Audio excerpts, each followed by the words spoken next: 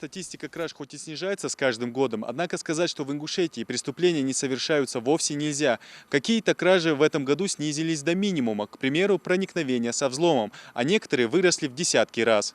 Домашний скот все чаще становится жертвами грабителей. По статистике, кражи крупно- и мелкорогатого скота выросли в 12 раз по сравнению с прошлым годом. Беспечность хозяев, оставляющих своих питомцев без присмотра, оборачивается большой денежной потерей, а для грабителя – легкой добычей. Анализируя ранее совершенные кражи, можно сказать, что преступления стали возможны по следующим причинам. Во-первых, помещения, предназначенные для содержания скота, не были оснащены запирающими устройствами, что позволило ворам беспрепятственно проникнуть в помещение. Во-вторых, свободный выгул скота, при этом отсутствует контроль собственников над их местонахождением. Владельцам скота необходимо принимать элементарные меры к сохранности своего имущества. Для этого надо не так уже много.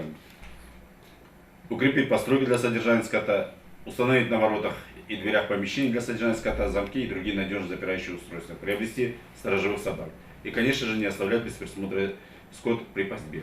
Жителей нашего региона можно смело назвать автолюбителями. Об этом говорит статистика автотранспорта на душу населения. Однако нередки случаи, что машина была не куплена, а украдена. В большинстве случаев грабители не прибегают к специальному оборудованию, не применяют особых навыков, рассчитывают лишь на беспечность хозяина. Владельцу авто в целях осторожности нужно соблюдать ряд простых мер. Каждый автомобиль должен быть снабжен противоугонным устройством, позволяющим с момента оставления транспортного средства на стоянке вывести из строя или заблокировать какой-либо основной агрегат транспортного средства.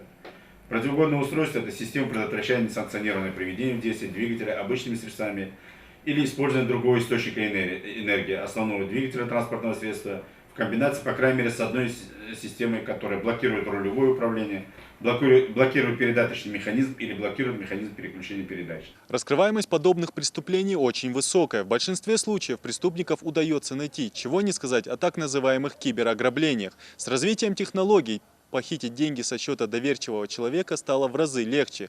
Достаточно подтвердить голосом денежную операцию или ответить на специальный СМС. Чтобы не стать жертвой аферистов, нужно очень внимательно проверять информацию в сообщениях, не называть по телефону паспортные данные даже сотруднику банка, а в случае пропажи денег с карты сразу же обратиться в правоохранительные органы. Соблюдая ряд перечисленных мер предосторожности, можно не только обезопасить свое имущество, но также облегчить работу сотрудникам полиции. Идрис Ижиев, Хамзат Халухоев, Новости 24.